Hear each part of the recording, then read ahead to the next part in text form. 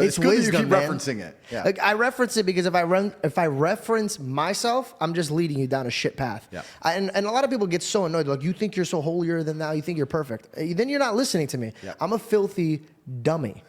And I'm trying to get myself out of it. Yeah. Matthew asks Jesus, I don't get it, man. Why are you talking to them in parables? And Jesus says, because you were given access to understand.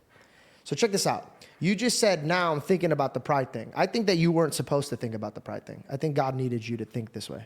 But I think now you're moving on to a different season. Absolutely. Yeah. So I think you might need to reevaluate your tactics. And we change every day. Yeah. And that's the whole point of trials and tribulations and conversations. And that's the whole point of perspicacity in the first place. A lot of people lack it.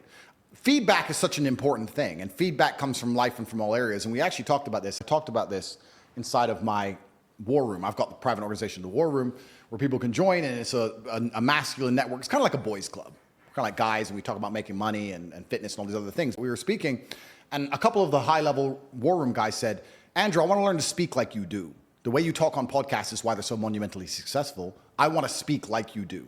How do you practice? How often do you practice? Abrasive. Yeah. It's true. Some people only learn the hard way, especially men. God's actually very nice, because I believe God gives us a whole bunch of chances to learn a lesson the easy way. It's called life. Of course.